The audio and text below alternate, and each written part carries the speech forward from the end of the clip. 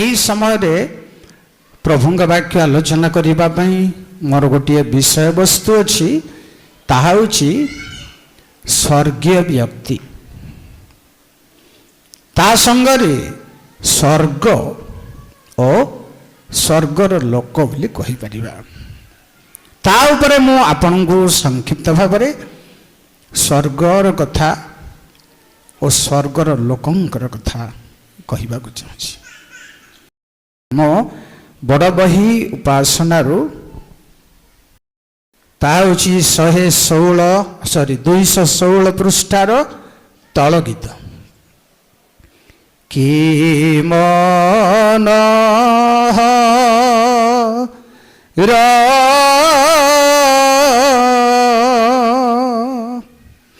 अठे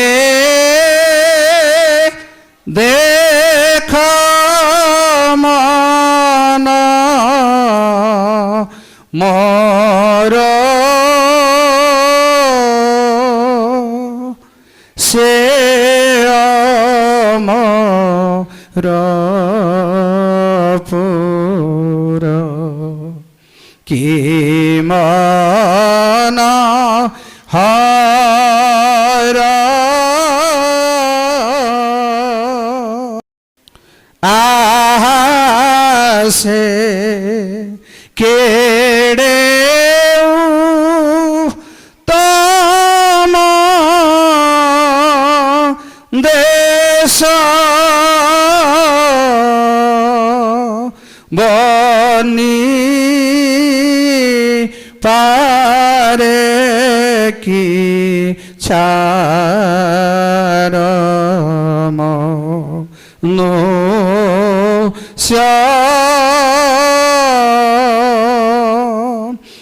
काहि जगते पमा तार कोटि एदनता आगे सारू सार सुख नंद तीर नदी बहु थाए तो हीनीर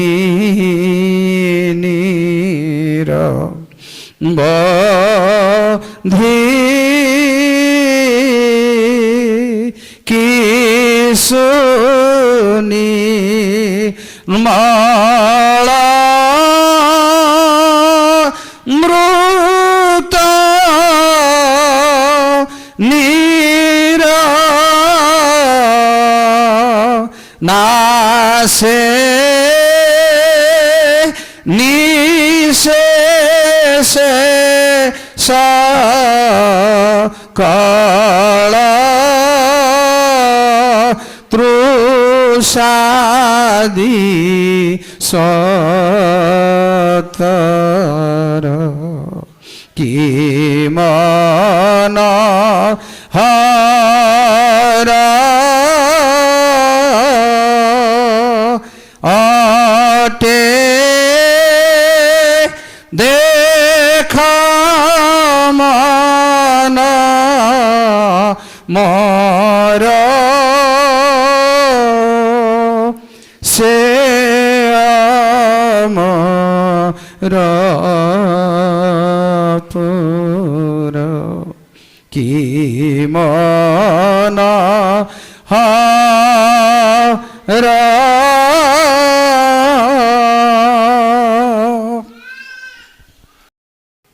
एफिसी 2 पर्वर 6 पद जड़े बंची थिले भी स्वर्गर लोक से जेपरि ख्रीष्ट जीशुଙ୍କ ଠାରେ आम्भମାନଙ୍କୁ उत्थापित करी ख्रीष्ट जीशुଙ୍କ ଠାରେ आम्भମାନଙ୍କୁ ताहाଙ୍କ सहित ସ୍ୱର୍ଗରେ ଉପବେଶନ କରାଇଅଛନ୍ତି। ଯେଣୁ ବଞ୍ଚିଥିବା ବିଶ୍ୱାସୀ ମାନେ ମଧ୍ୟ ପ୍ରିୟ ଭାଇ ଏବଂ ଭଉଣୀ ମାନେ ପ୍ରଭୁ ଯୀଶୁ ଖ୍ରୀଷ୍ଟଙ୍କର ପୁନରୁତ୍ଥାନରେ ଆମ୍ଭମାନଙ୍କୁ ମଧ୍ୟ ଗୋଟେ ପୁନରୁତ୍ଥାନ ବର୍ତ୍ତମାନ ପ୍ରଦାନ କରିଛନ୍ତି। ବର୍ତ୍ତମାନ ଆମେ ଗୋଟିଏ ଗୋଟିଏ ପୁନରୁତ୍ଥାନର ସନ୍ତାନ ଅଟୁ। ଏ କଥା ଲୁକ 20:36 ପଢିବା ଦରକାର ନାହିଁ ସମୟ ଦୃଷ୍ଟିରେ, କାରଣ କଲୋସି 3:1-3 ପଦରେ ପାଉଲ କହିଲେ ତୁମ୍ଭେମାନେ ମରିଅଛ, ତୁମ୍ଭମାନଙ୍କର ଜୀବନ ସ୍ୱର୍ଗରେ ଖ୍ରୀଷ୍ଟଙ୍କଠାରେ ଅଛି। ବଞ୍ଚିଥିଲେ ମଧ୍ୟ ଆମେ ଗୋଟେ ସ୍ୱର୍ଗୀୟ ବ୍ୟକ୍ତି। ଯଦି ଜଗତ ଛାଡୁ ତାହା ଆହୁରି ଅନ୍ୟ ରହସ୍ୟପୂର୍ଣ୍ଣ ସ୍ୱର୍ଗୀୟ ବ୍ୟକ୍ତି, ତାହାର ସମ୍ପୂର୍ଣ୍ଣ କଥା କହିହେବନି। 2 ତିମୋଥୀ 4:18 ପଦରୁ ଶୁଣନ୍ତୁ। ପ୍ରଭୁ ମୋତେ ସମସ୍ତ ମନ୍ଦ କର୍ମରୁ ଉଦ୍ଧାର କରିବେ ଏବଂ ମୋତେ ରକ୍ଷା କରି ଆପଣ ସ୍ୱର୍ଗୀୟ ରାଜ୍ୟରେ ପ୍ରବେଶ କରାଇବେ। ଯେଣୁ ସେ ସବୁ ମନ୍ଦରୁ ରକ୍ଷା କରି ପରିଷ୍କାର କରି ଯାହାକୁ ନେବାର ଅଛି ତାଙ୍କୁ ତାହାଙ୍କ ରାଜ୍ୟରେ ପ୍ରବେଶ କରାନ୍ତି। ବର୍ତ୍ତମାନ ଯେଉଁମାନେ ପ୍ରଭୁଙ୍କ କୋଳକୁ ଯାଇଛନ୍ତି ପରମେଶ୍ୱରଙ୍କ ସ୍ୱର୍ଗ ରାଜ୍ୟରେ ସେମାନେ ପ୍ରବେଶ କରିଛନ୍ତି ପ୍ରତ୍ୟକ୍ଷ ଭାବରେ। ଯେଣୁ ବର୍ତ୍ତମାନ ବଞ୍ଚିଥିବା ବିଶ୍ୱାସୀ ମାନଙ୍କୁ ଯୋହନ ସୁସମାଚାର 5:24 ପଦରେ ପଢନ୍ତୁ ନାହିଁ, ପ୍ରବେଶ କରି ସାରିଛୁ। ଯେଉଁମାନେ ପରମେଶ୍ୱରଙ୍କ ଠାରେ ବିଶ୍ୱାସ କରନ୍ତି, ତାଙ୍କ ପୁତ୍ରଙ୍କ ଠାରେ ବିଶ୍ୱାସ କରନ୍ତି, ସେମାନେ ମୃତ୍ୟୁକୁ ଅତିକ୍ରମ କରି ବିଚାରିତ ନ ହୋଇ ଜୀବନରେ ପ୍ରବେଶ କରିଅଛନ୍ତି। ଯେବେ ଶରୀର ଧାରଣ କରି ଜଗତରେ ବସବାସ କରୁଛୁ, ଆଧ୍ୟାତ୍ମିକ ଭାବରେ ଆମେ ଗୋଟେ ସ୍ୱର୍ଗର ଲୋକ ଅଟୁ। ବ୍ୟାଖ୍ୟା କରିପାରୁନି ସ୍ୱର୍ଗ। ପ୍ରିୟ ଭାଇ ଭଉଣୀ ମାନେ କେମିତିକା ସ୍ୱର୍ଗ ଆପଣମାନେ ଜାଣନ୍ତି? ପଢନ୍ତୁ ନାହିଁ ହିତୋପଦେଶ 25 ପର୍ବ 3-4 ପଦରେ ଉଚ୍ଚତା ହେତୁ ସ୍ୱର୍ଗ ତଳେ ନାହିଁ। ଲୋକଙ୍କ ଧାରଣା ଏଇଟା ସ୍ୱର୍ଗ ଏଇଟା ନରକ, ବହୁତ ଭୁଲ ଧାରଣା। ପ୍ରାୟ ଖ୍ରୀଷ୍ଟିଆନ ମାନଙ୍କ ପାଖରେ ଏ ଭୁଲ ଧାରଣା ନାହିଁ। କେହି କହନ୍ତି ନାହିଁ ଏଇଟା ସ୍ୱର୍ଗ ଏଇଟା ନରକ ନା। ବହୁତ ତାରତମ୍ୟ ଅଛି, ବ୍ୟବଧାନ ଅଛି ବୋଲି ବାଇବଲରେ ଲେଖା ଅଛି। କେହି ଯିବା ଆସିବା କରିପାରିବେ ନାହିଁ, ଏଇ ବ୍ୟବଧାନ ଅଛି। ତେଣୁ ସ୍ୱର୍ଗ ହେଉଛି ଉଚ୍ଚତା ହେତୁରୁ କେବଳ ତାହା ନୁହଁ, ପରମେଶ୍ୱରଙ୍କ ସିଂହାସନ। ଜିସାୟ 66:1 କଥା ଆପଣମାନେ ଜାଣନ୍ତି। ଜାଣିବା ଶୁଣିବା ପରିଚିତ ପଦ ପଢି ନଷ୍ଟ କରିବା ନାହିଁ ସମୟ। ଯେ ପରମେଶ୍ୱରଙ୍କ ସିଂହାସନ, ସ୍ୱର୍ଗର ସିଂହାସନରେ ପରମେଶ୍ୱର ବସନ୍ତି। ପ୍ରିୟ ଭାଇ ଭଉଣୀ ମାନେ କେମିତି ଭାବରେ ବସନ୍ତି, କେମିତି ଭାବରେ ଠିଆ ହୁଅନ୍ତି, ବହୁତ ବହୁତ କଥା ଅଛି। କିନ୍ତୁ ଆପଣମାନେ ଜାଣନ୍ତି ଜିସାୟ 6:1-2ରେ ଉସିୟ ରାଜାଙ୍କର ମରିବା ବର୍ଷରେ ମୁଁ ପରମେଶ୍ୱରଙ୍କୁ ତାଙ୍କ ସିଂହାସନ ଉନ୍ନତ ସିଂହାସନରେ ବସିବାର ଦେଖିଲି। ତାହାଙ୍କର ରାଜବସ୍ତ୍ର ମନ୍ଦିରକୁ ପରିପୂର୍ଣ୍ଣ କଲା। ସ୍ୱର୍ଗରେ ପରମେଶ୍ୱର ଏଇଭଳି ଥାନ୍ତି। କେବଳ ତାହା ନୁହଁ, ସ୍ୱର୍ଗ କିଭଳି ସ୍ଥାନ ଯୋଉଠି ପରମେଶ୍ୱର ତାଙ୍କ ଲୋକମାନଙ୍କୁ ଅନନ୍ତ କାଳ ପର୍ଯ୍ୟନ୍ତ ରଖନ୍ତି। ପ୍ରିୟ ଭାଇ ଭଉଣୀ ମାନେ ସେଇ ସ୍ୱର୍ଗକୁ ସ୍ୱର୍ଗ ରାଜ୍ୟ ବୋଲି ମଧ୍ୟ କୁହାଯାଏ। ସ୍ୱର୍ଗ ରାଜ୍ୟ ଶବ୍ଦଟା ଆସିଲା କୋଉଠି? ଯୋଉଠି ଶାସନ ନାହିଁ, ଯୋଉଠି ପରିଚାଳନା ନାହିଁ, ସେଇ ଜାଗାରେ ରାଜ୍ୟ ଶବ୍ଦ ଆସିବ ନାହିଁ। ଏମ୍ପାୟାର ମାନେ ରାଜ୍ୟ, ରାଜା ଥିବେ, ଶାସନ ଚାଲିଥିବ, ପରିଚାଳନା ଚାଲିଥିବ। ଏଭଳି କୁହାଯାଏ ସ୍ୱର୍ଗ। କାରଣ ସ୍ୱର୍ଗ ହେଉଛି ଦେଖିଲେ ଯାକୁବ ସ୍ୱପ୍ନରେ ଯେ ସୋପାନ ପଡ଼ିଛି, ଗୋଟେ ସିଢ଼ି ପଡ଼ିଛି, ସିଢ଼ିରେ ସ୍ୱର୍ଗଦୂତ ମାନେ ଯିବା ଆସିବା। କାହିଁକି ଯାଉଛନ୍ତି, କାହିଁକି ଆସୁଛନ୍ତି? ସ୍ୱର୍ଗ ଗୋଟେ ଯିବା ଆସିବା ସ୍ଥାନ। ଆସୁଛନ୍ତି ଲୋକମାନେ ଆଉ ଯାଉଛନ୍ତି। କାରଣ ସୁସମାଚାର ଯୌନ ଏକ ପର୍ବର ଶେଷ ପଦରେ 51 କି 52 ମୋର ଖ୍ୟାଲ ହଉନି, ପଦରେ କହିଲେ ଅଦ୍ୟାବଧି ମନୁଷ୍ୟ ପୁତ୍ରଙ୍କ ଉପର ଦେଇ ଲୋକମାନେ ଯିବା ଆସିବା କରିବେ। ଯିବା ଆସିବା କରନ୍ତି। କ'ଣ ପାଇଁ ଯିବା ଆସିବା କରନ୍ତି? ବହୁତ ରହସ୍ୟ ଅଛି। ପ୍ରଭୁଙ୍କ ଲୋକମାନେ ଗଲେ କିନ୍ତୁ ଆସିବାର ନାହିଁ। ସ୍ୱର୍ଗର ଦୂତମାନେ କାମ ସାରିବା ପାଇଁ ଆସନ୍ତି ଆଉ କାମ ସରି ଯାଆନ୍ତି। ଏଭଳି କି ଯେ ପରମେଶ୍ୱର ବି କେତେ ଥର ସ୍ୱର୍ଗରୁ ପୃଥିବୀକି ଆସିଛନ୍ତି ଆଉ କାମ ସରି ଯାଇଛନ୍ତି। ଅବ୍ରାହ୍ମଙ୍କ ନିକଟକୁ ଆସିଲେ ଆଉ କଥୋପକଥନ ସମାପ୍ତ କରି ପରମେଶ୍ୱର ଊର୍ଦ୍ଧ୍ୱକୁ ଗମନ କଲେ। ଏହା ଯିବା ଆସିବା ଜାଗା। କିନ୍ତୁ ପରମେଶ୍ୱରଙ୍କ ଲୋକମାନେ ପୃଥିବୀରେ ସ୍ୱର୍ଗ ରାଜ୍ୟର ବ୍ରାଞ୍ଚ ଅଛି, ଶାଖା ଅଛି। କାରଣ ଯୀଶୁ କହିଲେ ଈଶ୍ୱରଙ୍କ ରାଜ୍ୟ ତୁମମାନଙ୍କର ଅନ୍ତରରେ ଅଛି। ଈଶ୍ୱରଙ୍କ ରାଜ୍ୟ ତୁମ୍ଭଠାରେ ସମର୍ପଣ କରାଯାଇଛି। ଫଳ ନ ଫଳିଲେ ନିଆଯିବ ତୁମ୍ଭମାନଙ୍କ ଠାରୁ, ରାଜ୍ୟ କାଢ଼ି ନିଆଯିବ। ଯୋଉ ଗୋଷ୍ଠୀ ଫଳ ଫଳିବ ତାଙ୍କୁ ଦେବ। ସ୍ୱର୍ଗରେ ସ୍ୱର୍ଗ ଗୋଟେ ପ୍ରକାର ରାଜ୍ୟ ପୃଥିବୀରେ ବି ସ୍ଥାପନ କରାଯାଇଛି। ଆପଣମାନେ ଜାଣନ୍ତି, ୟା ପରେ ବହୁତ ପ୍ରୁଫ୍ ଅଛି। ସେହି ରାଜ୍ୟର ପ୍ରଭୁଙ୍କ ଦାସମାନେ ମଧ୍ୟ ସ୍ୱର୍ଗ ରାଜ୍ୟର ଯିବା ଆସିବାର ଆଧ୍ୟାତ୍ମିକ ଅନୁଭବ କରୁଛନ୍ତି। କ'ଣ? ସ୍ୱର୍ଗର ସମ୍ବାଦ ଆଣି ପୃଥିବୀରେ ଭାବବାଦୀ ମାନେ ପ୍ରଚାର କରିଛନ୍ତି, ଯେଉଁମାନେ ସ୍ୱର୍ଗରୁ ଆସିବାର ଲକ୍ଷଣ। ଆଉ ଯାଜକମାନେ ବଳିଦାନ ନେଇ ମନୁଷ୍ୟମାନଙ୍କ ଠାରୁ ପରମେଶ୍ୱରଙ୍କ ନିକଟକୁ ନେଉଛନ୍ତି। ପରମେଶ୍ୱରଙ୍କ ନିକଟରୁ ସମ୍ବାଦ ଭାବବାଦୀ ମାନେ ଆଣି ମର୍ତ୍ତ୍ୟର ଲୋକମାନଙ୍କ ନିକଟରେ ପ୍ରକାଶ କରୁଛନ୍ତି। ମଣିଷମାନଙ୍କ ଠାରୁ ନିବେଦନ, ପ୍ରାର୍ଥନା, ବଳିଦାନ ଯାଜକମାନେ ପରମେଶ୍ୱରଙ୍କ ନିକଟରେ ଉତ୍ସର୍ଗ କରୁଛନ୍ତି। ପରମେଶ୍ୱରଙ୍କ ଠାରୁ ମଧ୍ୟ ପ୍ରଭୁଙ୍କ ଦାସମାନେ ଯିବା ଆସିବା କରିଛନ୍ତି। ନହେଲେ ଦାଉଦଙ୍କୁ ନାଥନ କହିଲେ ମୋର ପ୍ରେରଣକର୍ତ୍ତାଙ୍କୁ କି ଉତ୍ତର ଦେବି, ମୋତେ ତାର ଜବାବ ଦେ। ତିନିଟା ଭିତରୁ କୋଉଟା ତୁ ଗ୍ରହଣ କରୁଛୁ? ମୁଁ ଯାଇକି ମୋ ପ୍ରେରଣକର୍ତ୍ତାଙ୍କୁ କହିବି। ତେଣୁ ଏଇ ରହସ୍ୟରେ ଯାକୁବ ସ୍ୱପ୍ନ ଦେଖିଲେ ପରମେଶ୍ୱରଙ୍କ ଦୂତମାନେ ସ୍ୱର୍ଗକୁ ଯାଉଛନ୍ତି ଆଉ ସ୍ୱର୍ଗରୁ ଆସୁଛନ୍ତି।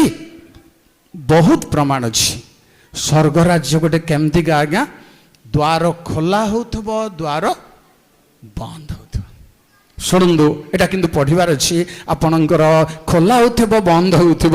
କ'ଣ ମାନେ? ଜିହିଜିକଲ 1:1-44। 30 ବର୍ଷର ଚତୁର୍ଥ ମାସର ପଞ୍ଚମ ଦିନରେ ବାବିଲର କବାହାର ନଦୀ କୂଳରେ ବନ୍ଦୀମାନଙ୍କ ମଧ୍ୟରେ ମୁଁ ଥିବା ସମୟରେ ସ୍ୱର୍ଗ ମୁକ୍ତ ହେଲା। ଯେଣୁ ସ୍ୱର୍ଗ ଖୋଲା ବି ହେବାର ପ୍ରମାଣ ବାଇବଲରେ ବହୁତ ଅଛି। ସ୍ୱର୍ଗ ରାଜ୍ୟର କୌଣସି ଦ୍ୱାର ବନ୍ଦ ବି ରହିବ। 44:1। ଏ ଉତ୍ତାରେ ସେ ମୋତେ ପବିତ୍ର ସ୍ଥାନର ପୂର୍ବାଭିମୁଖ ବାହାର ଦ୍ୱାର ବାଟରେ ଫେରାଇ ଆଣିଲେ। ପୁଣି ଦ୍ୱାର ବନ୍ଦ ଥିଲା। ଦ୍ୱାର ବନ୍ଦ ବି ଅଛି। ନହେଲେ ପ୍ରକାଶିତ 4 ପର୍ବର 1-2 ପଢ଼ନ୍ତୁ ନାହିଁ। ଜହନ କହିଲେ ସ୍ୱର୍ଗର ଦ୍ୱାର ମୁକ୍ତ ହେଲା ନା ହୋଇଥିଲା ଅଛି ଆଜ୍ଞା? ହେଲା। ସେହି ସମୟରେ ମୁକ୍ତ ହୁଏ ଆଉ ବନ୍ଦ ହୁଏ। ତେଣୁ ହେ ଚିରସ୍ଥାୟୀ କବାଟ ସବୁ ଟିକିବ। ବନ୍ଦ ହେଇଥିଲା, ଖୋଲିବ ରାଜାମାନଙ୍କ ରାଜା ପ୍ରବେଶ କଲା ବେଳେ ଖୋଲିଯିବ। ତାଙ୍କ ପିଲାମାନେ ପ୍ରବେଶ କଲା ବେଳେ ଖୋଲିଯିବ। ତାଙ୍କ ଦାସ ଦାସୀ ମାନେ ପ୍ରବେଶ କଲା ବେଳେ ଖୋଲିଯିବ।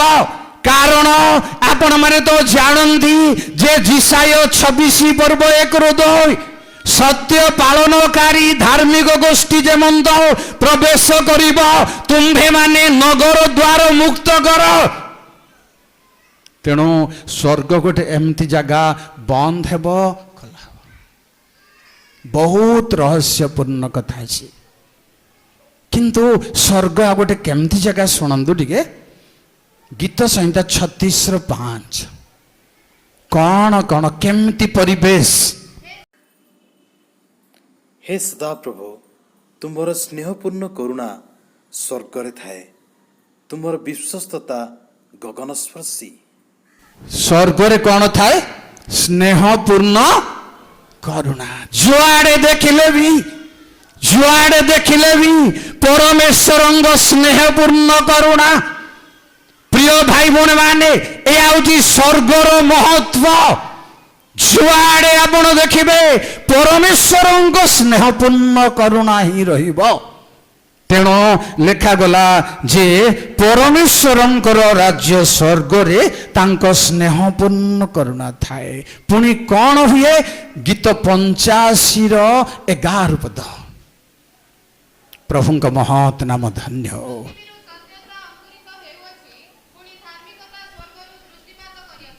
स्वर्गरु जो धार्मिकता अच्छी धर्म अच्छी ताहा सबुबेले पृथ्वी को अनौची काठारे अधिष्ठान करिबा। स्वर्ग गोटे एमती का जगह। तापरे 89:2 टिके पढंतु। Praise the Lord.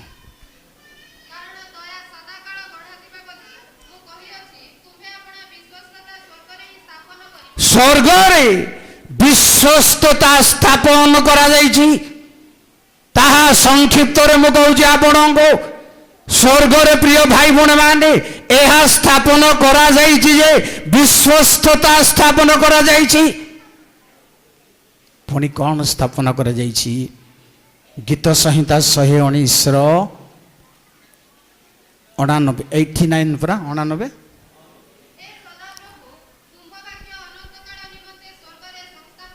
जेणु स्वर्गर पुणी एठी तो बाइबल रे परमेश्वर तांग वाक्य प्रदान करिसंती। आउ मते आपणको स्वर्ग रे मध्य परमेश्वर सदा काल पई ताहांकर वाक्य को संस्थापन करिसंती।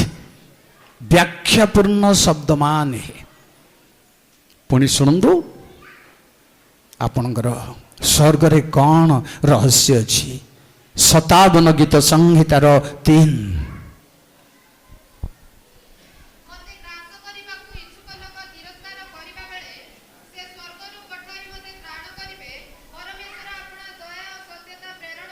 जेणु परमेश्वर स्वर्गरु दूत मानक पठांती आउ त्राण मध्य पठांती। स्वर्गरु बहुत जिनस पठा जाए कारण से माने क्षुद पढ़ंतु नहीं। 78 गीत संहितार 24-25 रे से स्वर्गरु आहार पठाइले लिखा। त्राण भी पठांती स्नेहपूर्ण करुणा पठांती। एणु स्वर्ग गोटे एमती जगह जे पठा जाउतब सेठू पठा जाउतब पृथ्वी की तांको लोक मानक पई। पुणी आपणको 89:5 पद। प्रभुंक गौरव नाम धन्य हो।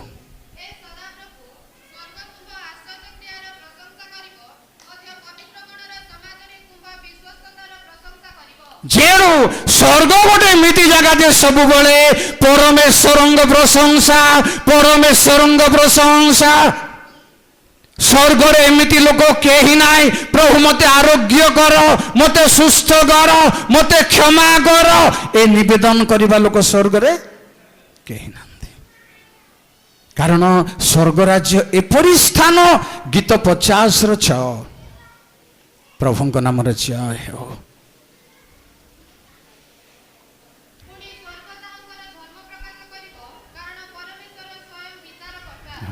स्वर्ग परमेश्वरंग धर्म को प्रकाश करिबा स्वर्ग रे प्रभु तांग लोक मानंगो नहीं छंदी। प्रिय भाई भौणी माने स्वर्ग रे एई समस्त विषय जणे देखि पारिबो ଆଉ ସରାଫ ଗଣକୁ ଦେଖିବ, କିରୁବ ଗଣଙ୍କୁ ଦେଖିବ, 24 ପ୍ରାଚୀନଙ୍କୁ ଦେଖିବ, 4 ପ୍ରାଣୀଙ୍କୁ ଦେଖିବ। ବର୍ତ୍ତମାନ ପୃଥିବୀରେ ଦ୍ୱନ୍ଦ୍ୱରେ ଅଛନ୍ତି ଲୋକମାନେ। 4 ପ୍ରାଣୀ କିଏ? କିଏ କାହାକୁ ବୁଝାଏ? କିଏ ସ୍ୱର୍ଗୀୟ ପ୍ରାଣୀ ବୋଲି କହୁଛନ୍ତି, କିଏ କଣ କହୁଛନ୍ତି? କିନ୍ତୁ ଟିକେ ଟଚ୍ ରହିବା ଲୋକଙ୍କର ଧ୍ୟାନ ଥାଉ। ପ୍ରକାଶିତ 5:9 ପଢିବା ନାହିଁ। 9 KJVରେ ଲେଖା ହେଇଛି, ସେ 4 ପ୍ରାଣୀ 24 ପ୍ରାଚୀନ ଗୀତ ଗାଉଛନ୍ତି କଣ ବୋଲି?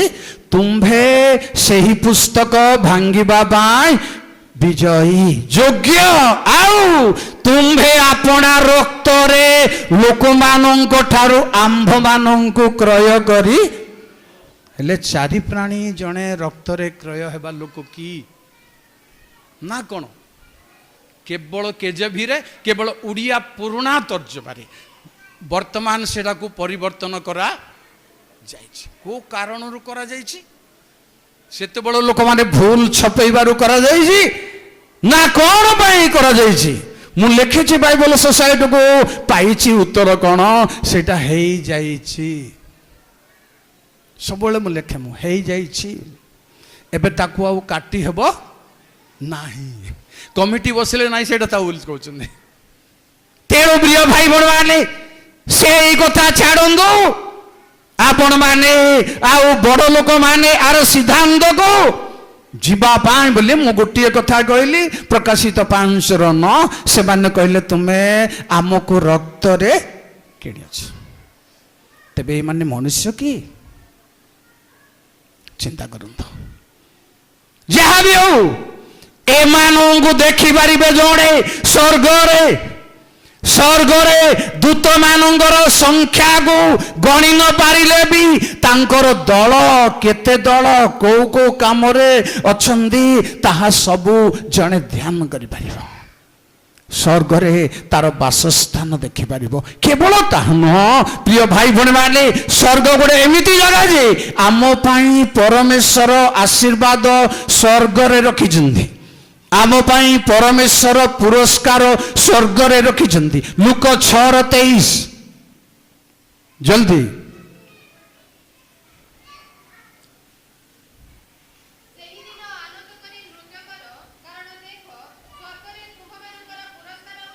ଯେଣୁ ସ୍ୱର୍ଗରେ ପ୍ରିୟ ବନ୍ଧୁ ମାନେ ପୁରସ୍କାରକୁ ବର୍ଣ୍ଣନୀୟ ଭାବରେ ଚିନ୍ତା କରନ୍ତୁ। ପ୍ରଭୁ କହିଲେ ଏଇ ଜଗତରେ ପାଇବ, ଆଉ ସ୍ୱର୍ଗ ରାଜ୍ୟରେ ମଧ୍ୟ ପାଇବ। ପ୍ରଭୁଙ୍କ ଲୋକମାନେ ଏଠି ପାଇବେ, ସେଠି ପାଇବେ। ଦୁଷ୍ଟମାନେ ଏଠି ପାଇବେ ନାହିଁ, ସେଠି ବି, ଏଠି ନ ପାଇବା କଥା ସେଠି ଆଉ ପାଇବାର ଛାଡ଼ନ୍ତୁ। ଦୁଷ୍ଟମାନଙ୍କ ଠାରୁ ପରିତ୍ରାଣ ବହୁତ ଦୂରରେ ଥାଏ। ଏଠି ପରିତ୍ରାଣ ପାଇବେ ନାହିଁ କି ଆଉ କୋଉଠି ବି ପାଇବେ ନାହିଁ। କିନ୍ତୁ ପ୍ରଭୁଙ୍କ ଲୋକମାନେ ଏଇଠି ପାଇବେ, ସେଇଠି ପାଇବେ। ତେଣୁ ଜାଣି ରଖନ୍ତୁ, ପୁରସ୍କାର ସ୍ୱର୍ଗରେ, ସେହି ରାଜ୍ୟରେ ପରମେଶ୍ୱର ଅଛନ୍ତି, ତାଙ୍କ ଲୋକମାନଙ୍କୁ ରଖନ୍ତି। ପୁଣି ଶୁଣନ୍ତୁ, ସ୍ୱର୍ଗରେ ଆଶୀର୍ବାଦ ମଧ୍ୟ ରଖିଛନ୍ତି। ଏଫେସୀ 1:3। Praise the Lord.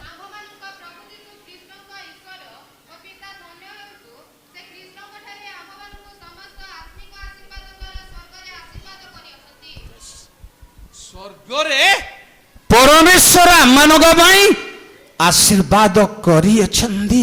କେମିତିକା କଥା ଏଇଟା? ସେ ତ ହାରଣଙ୍କୁ କହିଲେ ତୁମେ ଇସ୍ରାଏଲ ମଣ୍ଡଳକୁ ଏମିତି ଆଶୀର୍ବାଦ କରିବ, ସଦାପ୍ରଭୁ ତୁମ୍ଭ ଉପରେ ଆପଣା ମୁଖ ଉଠାନ୍ତୁ, ଏହା ହେଉ ତାହା ହେଉ, ଶାନ୍ତି ଦିଅନ୍ତୁ, ଏହା ହେଉ। ଆଉ କୋଉ ଆଶୀର୍ବାଦ ସ୍ୱର୍ଗରେ ଅଛି? ଯେବେ ତୁମ୍ଭେ ତାହାଙ୍କର ଆଜ୍ଞା ପାଳନ କରିବ, ମାନିବ, ଏହି ସକଳ ଆଶୀର୍ବାଦ ତୁମ୍ଭ ଉପରେ ବର୍ତ୍ତିବ, ସଙ୍ଗ ଧରିବ। ପୁଣି ସ୍ୱର୍ଗରେ କୋଉ ଆଶୀର୍ବାଦ ଅଛି? କଲୋସୀ 1:3।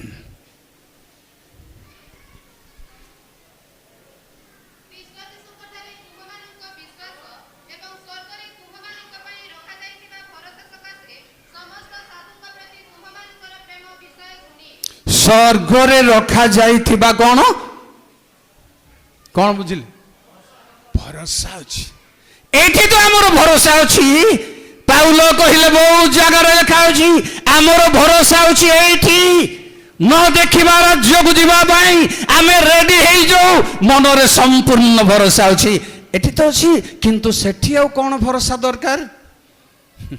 ନ ଦେଖିବା ଜିନିଷକୁ ପୁଣି ଭରସା କରିବାର ଅଛି ବୋଲି ଲେଖା ଅଛି ବାଇବଲରେ। ଦେଖିବା ଜିନିଷକୁ ଭରସା କରିବା ଦରକାର ନାହିଁ ବୋଲି ଲେଖା ଅଛି।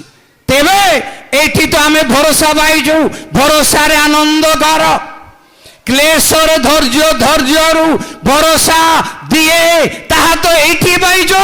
ସ୍ୱର୍ଗରେ ପୁଣି ଆହୁରି ଭରସା ପ୍ରଭୁ ରଖିଛନ୍ତି। ପ୍ରଥମ ପିତର 1:4। ପ୍ରେଜ୍ ଦ ଲର୍ଡ।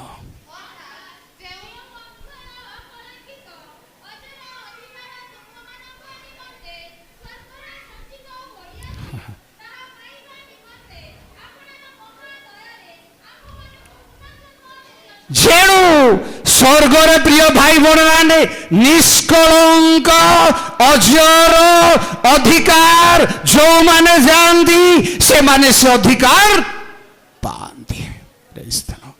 ଏଇଠି ଥିବା ଅଧିକାର ଅଲଗା, ଏଇଠି ବି ଅଧିକାର ଅଛି ପ୍ରଭୁଙ୍କ ଲୋକଙ୍କ ପାଇଁ। କାରଣ କହିଲେ ପ୍ରଭୁ ତାଙ୍କ ଶିଷ୍ୟମାନଙ୍କୁ ଉପରେ ପ୍ରଶ୍ୱାସ ଛାଡ଼ି କହିଲେ ତୁମେ ପବିତ୍ର ଆତ୍ମାଙ୍କୁ ଗ୍ରହଣ କର, ଯାହାର ପାପ କ୍ଷମା ହବ କରିବ ତାର ପାପ କ୍ଷମା ହବ, ଯାହାର ପାପ କ୍ଷମା କରିବ ନାହିଁ ତାର ପାପ କ୍ଷମା ହବ ନାହିଁ। ଏଠି ବି ଅଧିକାର ଅଛି, ସେଠି ଆଉ କି ଅଧିକାର ଅଛି? ସ୍ୱର୍ଗରେ ସମ୍ପୂର୍ଣ୍ଣ ଭାବରେ ଅଲଗା। ଆଚ୍ଛା, ମୁଁ ପଦେ ସ୍ୱର୍ଗୀୟ ଲୋକଙ୍କର କଥା କହିବି, ପଦେ ଦୁପଦ। ଲାଜାର ଯାଇଛନ୍ତି, ସ୍ୱର୍ଗର ତ 3 ଭାଗରେ ବିଭକ୍ତ କରାଯାଏ, ଆଉ ସଂକ୍ଷିପ୍ତ ଭାବରେ କେତେ ଲୋକ କହନ୍ତି 10 ଭାଗରେ, ବେଳେ 10ଟା କି 15ଟା ସ୍ୱର୍ଗ ଥିଲେ ତ ଆହୁରି ଭଲ କଥା, କାହିଁକି ଅସୁବିଧା ହବ, ଫ୍ରିରେ ରହିବା। କିନ୍ତୁ 3ଟା ହେଉଛି ପ୍ରାଧାନ୍ୟତା, ମୌଳିକ, ଆଉ ଯେତିକି ହେଲେ ଥିଲେ ଭଲ କଥା। ହେଲେ କଥାଟା ହେଉଛି ସ୍ୱର୍ଗର ସ୍ୱର୍ଗ ଉପରିସ୍ଥ ସ୍ୱର୍ଗ ତୁମକୁ ଧାରଣ କରିପାରେ ନାହିଁ। ଏ କଥା ତ ଆପଣ ପ୍ରଥମ ରାଜାବଳୀ 8:26-27 ପାଇବେ। ପୁଣି ଦ୍ୱିତୀୟ କରନ୍ତି 12:1-3। ମୁଁ ଏପରି ଜଣେ ଲୋକଙ୍କୁ ଜାଣେ, ସେ ତୃତୀୟ ସ୍ୱର୍ଗ ପର୍ଯ୍ୟନ୍ତ ନୀତ ହେଲେ ପ୍ରଥମ ଦ୍ୱିତୀୟ ନଥିଲେ ତୃତୀୟ ଶବ୍ଦ ଆସିବ ନାହିଁ, କୋଉଠି ଚତୁର୍ଥ ଶବ୍ଦ କୋଉଠି ଲେଖା ହେଇ ନାହିଁ। ତେଣୁ 3 ଉପରେ ଆମେ ନିଶ୍ଚିତ ହେବାକୁ ପଡ଼ିବ। ଯେତିକି ସ୍ୱର୍ଗ ଆହୁରି ଥିବ ଗଲେ ଦେଖିବା। ମୁଁ କିନ୍ତୁ କହିପାରିବିନି 10ଟା ଅଛି 12ଟା ଅଛି କହିପାରିବିନି, ମୁଁ ସେ ଉପରେ ପକ୍କା ନାହିଁ। ମୋ ଠାରୁ ଯଦି ଆପଣ 10ଟା ସ୍ୱର୍ଗ ଅଛି ବୋଲି ଜାଣିଥିଲେ ତ ଭଲ କଥା ଅଛି। ଆଚ୍ଛା, ସେଇ ସ୍ୱର୍ଗର ଲୋକମାନେ ଲାଜାର ଗଲେ, ସ୍ୱର୍ଗରେ କ'ଣ ହେଉଛନ୍ତି? ସେ ଅବ୍ରାହମ କହିଲେ ତୁ ସୁଖ ପାଉଥିଲୁ ଜଗତରେ, ଏବେ ଦୁଃଖ ପାଉଛି। ଲାଜାର ଦୁଃଖ ପାଉଥିଲା, ଏବେ ସାନ୍ତ୍ୱନା। ପ୍ରଭୁଙ୍କ ଲୋକମାନେ ଯେଉଁମାନେ ସ୍ୱର୍ଗ ଯାଆନ୍ତି ସାନ୍ତ୍ୱନା ବୋଲେ କେମିତିଟା? ଯେପରି ଜଣେ ତାଙ୍କ ମା ଜଣେ ଛୁଆକୁ ସାନ୍ତ୍ୱନା କରେ, ଛୁଆ ଯଦି କାନ୍ଦେ ମା ଆସି ତାଙ୍କୁ କ୍ଷୀର ପିଆଇବା ଦ୍ୱାରା ସାନ୍ତ୍ୱନା। ଖାଲି କ୍ଷୀର ନ ଦେଉଣୁ, ଖାଇବାଟା ନ ଦେଉଣୁ, ମୋ ଧନ ଗो, ମୋ ସାଙ୍ଗ ଗୋ, ମୋ ଧନ ଗୋ, ମୋ ବା ଗୋ ବୋଲେ କେମିତି ହେବ? ତାକୁ ଖାଦ୍ୟପେୟ ଦେଇ ପରେ ଆଖିର ପାଣି ପୋଛି ଦିଅ, ମୋ ଧନ ଭଲ, ଏମିତି କରୁଥ ସେମିତି କରୁଥ, କିଛି କରା ବି ଯାଇପାରେ। ପରମେଶ୍ୱରଙ୍କ ସାନ୍ତ୍ୱନା କେମିତି ଆଜି କହିପାରିବିନି ମୁଁ ଆପଣଙ୍କୁ। ସେ ଆଖିର ପାଣି ମଧ୍ୟ ପୋଛି ଦିଅନ୍ତି। ଜାଣିଛନ୍ତି, କାନ୍ଦିବା ଲୋକଙ୍କୁ ମା ମାନେ କେବଳ ଯାଇ ଦେଖନ୍ତି ଦେଖନ୍ତି ଆଉ କାନ୍ଦନ୍ତି, ଆଉ କାନ୍ଦିବାଟା ପକେଇ ଆଉ ଦିଅନ୍ତି। କେତେଟା ମା ଅଛନ୍ତି କାନ୍ଦିଲା ଭଳିଆ ଆଉ କାନ୍ଦ ଆସିଲା ଭଳିଆ କଥା କେତେଟା କହନ୍ତି, ଆଉ ତୁନି ପଡ଼ି ରହନ୍ତି। କେତେ ଜଣ ତାର ପଣତ ବାହାର କରି ତାର ଆଖିରେ ନିଜର ପଣତ କାଢ଼ନ୍ତି କି କୋଉଠି ଦେଖିଛନ୍ତି ନା? ନା, ଦେଖନ୍ତୁ, ଚିନ୍ତା କରନ୍ତୁ, ତାର ପଣତ କାଢ଼ି ତାକୁ ସେତେ ଘନିଷ୍ଠ ଥିଲେ ନିଜର ପଣତ କାଢ଼ି ପାରନ୍ତି। ଆଖିରୁ ପାଣି ପୋଛନ୍ତି, ପରମେଶ୍ୱର ଆଖିରୁ ଜଳ ପୋଛି ଦେବେ। ସାନ୍ତ୍ୱନାର ପରମେଶ୍ୱର ତାଙ୍କ ଲୋକମାନଙ୍କର ସାନ୍ତ୍ୱନାକୁ ମୁଁ ବର୍ଣ୍ଣନା କରୁନି ଆପଣଙ୍କୁ, କିନ୍ତୁ ସାନ୍ତ୍ୱନା ଦିଅନ୍ତି ପରମେଶ୍ୱର ତାଙ୍କ ସ୍ୱର୍ଗୀୟ ବ୍ୟକ୍ତି ମାନଙ୍କୁ। ପ୍ରିୟ ଭାଇ ଭଉଣୀ ମାନେ, ତାଠାରେ ଆଉ ଗୋଟେ କଥା ଦେଖିବେ ଯେ ଲାଜାର, ସ୍ୱର୍ଗୀୟ ଲାଜାରଙ୍କ ଠାରେ କଣ ଦେଖୁଛନ୍ତି ଆପଣ?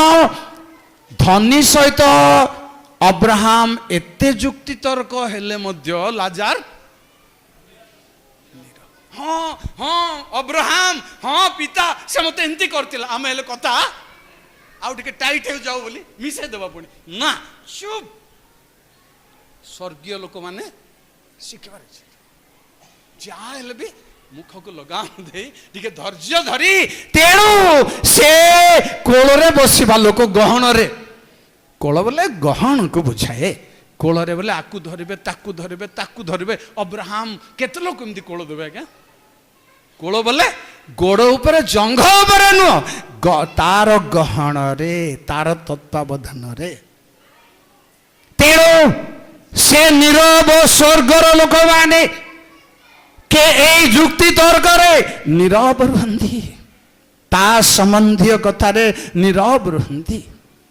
ତେଣୁ ସେତିକି କେବଳ ନୁହଁ, ପ୍ରକାଶିତ 12:12ରେ ହେ ସ୍ୱର୍ଗୀୟ ବାସୀଗଣ ତୁମ୍ଭେ ମାନେ ଆନନ୍ଦ କର, ହେ ପୃଥିବୀ ନିବାସୀ ତମେ ରୋଦନ କର। ପୃଥିବୀରେ ରୋଦନ ହେଉ, କାନ୍ଦନ୍ତୁ, ତାଙ୍କ ସ୍ତ୍ରୀ କାନ୍ଦୁ, ତାଙ୍କ ପିଲାମାନେ କାନ୍ଦନ୍ତୁ, ମଣ୍ଡଳୀ କାନ୍ଦନ୍ତୁ। ସ୍ୱର୍ଗୀୟ ଏଡିସନ୍ କିନ୍ତୁ କାନ୍ଦି ପାରିବ ନାହିଁ। ସେ ଯୋଉ ଧାମରେ ଅଛନ୍ତି, କାନ୍ଦ ବିଲକୁଲ ଯାଇପାରିବ ନାହିଁ। ଆନନ୍ଦର ପରିବେଶରେ, ସ୍ୱର୍ଗୀୟ ଆନନ୍ଦର ପରିବେଶରେ ପରମେଶ୍ୱର ସେମାନଙ୍କୁ ପୁରସ୍କାର, ମୁକୁଟ ଆଉ ଅନ୍ୟାନ୍ୟ ବିଷୟ ସବୁ, ଯାହାକୁ ଏଭ୍ରି 6 ପର୍ବର 4 ପଦରେ ଲେଖାଯାଏ ସ୍ୱର୍ଗୀୟ ଦାନର ଆସ୍ବାଦ। ବର୍ତ୍ତମାନ ଯେ ପାଇଛି, ଆସ୍ବାଦ ପାଇଛି। ସ୍ୱର୍ଗୀୟ ଦାନର ପରିପୂର୍ଣ୍ଣତା ସେତେବେଳେ ପାଇବା। ଏବେ ଆମେ ଆସ୍ବାଦ ବୋଲେ କଣ ହବ ଆଜ୍ଞା? ଆସ୍ବାଦ ମାନେ ଚାଖିବା, ଟେଷ୍ଟ କରିଛନ୍ତି, ଆସ୍ବାଦ ପାଇଛି, ଠିକ ଅଛି। ହାଣ୍ଡିଟା ଯାକର ତରକାରୀ ଠିକ ଅଛି, ସ୍ୱର୍ଗରେ ରାଇଟ୍ ଅଛି ବୋଲି ଏବେ ଚାଖି ଆମେ ଦେଖିଛୁ। ସ୍ୱର୍ଗରେ ପ୍ରତ୍ୟକ୍ଷ ଭାବରେ ଏଇଟା ତୋ ପାଇଁ, ଏଇଟା ତୋ ପାଇଁ, ସେଟା ତା ପାଇଁ, ଏଇଟା ସବୁ ହେଲା ବେଳକୁ କୋଉ ପରିବେଶ ଆସିବ? ସ୍ୱର୍ଗର ଲୋକମାନେ ସବୁବେଳେ ପ୍ରଶଂସା କରିବେ ପରମେଶ୍ୱରଙ୍କ। ବହୁତ ପ୍ରକାର କଥା ଅଛି, ମୁଁ ଆପଣଙ୍କର ଆଉ ବହୁତ କଥାକୁ, ଗଭୀର ବିଷୟକୁ ଚହଳ ପକେଇ ଦେଇକରି ବ୍ୟାଖ୍ୟାନ କରିବାଟା ଅନୁଚିତ ବିଷୟ। ତଥାପି ସମୟ ଅନୁସାରେ ମୁଁ ଆପଣଙ୍କୁ ଏତିକି କଥାଟି କହିବି ନା, ପ୍ରଭୁଙ୍କ ଦାସ ଏପରି ସ୍ଥାନରେ ଅଛନ୍ତି, ତାହା ଅମର ଧାମରେ ଅଛନ୍ତି। ଯେତେ ସାଧୁ ସନ୍ନ୍ୟାସୀ ଜଗତରେ ଥିଲେ, କ୍ଲେଶ ଭୋଗିବ, କଷ୍ଟ ଭୋଗିବ, ନିନ୍ଦା ଭୋଗିବ, ଅପମାନ ଭୋଗିବ, ବେଳେବେଳେ ଚିଡ଼ିଯିବ, ବେଳେବେଳେ ବିରକ୍ତ ହେଇଯିବ। ଯେମିତି ମୂଷା କହିଲେ, ମୋତେ ମୋର ଆଖିରେ ଦୁର୍ଗତି ଦେଖିବାକୁ ଦିଅ ନାହିଁ, ମୋତେ ଏକା ବେଳେ ମାରି ପକାଅ ପ୍ରଭୁ। ସ୍ୱର୍ଗରେ ଏମିତି କିଏ ହେଇପାରିବେ? ପୃଥିବୀରେ ଏଡ଼େ ବଡ଼ ଧାର୍ମିକ ଲୋକ ଥିଲେ ମଧ୍ୟ ଦରକାର ପଡ଼ିଲେ ଏମିତି ବି ହେଇଯାଇପାରେ। କାରଣ ବାଇବଲ ଲେଖା ହେଉଛି, ମୂଷାଙ୍କୁ ଲୋକମାନଙ୍କ ସକାଶେ ବିପଦ, ପ୍ରଭୁଙ୍କ ଲୋକଙ୍କୁ, ସାଧାରଣ ଲୋକମାନଙ୍କର ଅଜ୍ଞାନତାର ପ୍ରଭାବରେ ପ୍ରଭୁଙ୍କ ଲୋକଙ୍କୁ ବିପଦ ଘଟିବାର ସମ୍ଭାବନା ପୃଥିବୀରେ ଅଛି। ବିରକ୍ତ ହେଇଯିବାର ସମ୍ଭାବନା ଅଛି, ଅସ୍ଥିର ହେଇଯିବାର ସମ୍ଭାବନା ଅଛି। ମୁଁ ପାଷ୍ଟ ହେବି ନାହିଁ, ମୁଁ ଛାଡ଼ିଦେବି ବୋଲିବାର ସମ୍ଭାବନା ଅଛି, କେତେ ବିଷୟ ଅଛି। କିନ୍ତୁ ପ୍ରଭୁଙ୍କ ରାଜ୍ୟରେ କିଛି ନାହିଁ। କେବଳ କ୍ଷମତା ଉପରକୁ ଯିବ, ଅଧିକାର କରିବ, ଯାହା ତାଙ୍କ ପାଇଁ ଅଛି ତାହା ପାଇବାକୁ ଯିବ, ଯାହା କରିଥିଲା ପରିଶ୍ରମ ତାହା ସେଠାରେ ପାଇବାକୁ ଯିବ। ପ୍ରଭୁ ଆମମାନଙ୍କୁ ସମସ୍ତଙ୍କୁ ଆଶୀର୍ବାଦ କରନ୍ତୁ।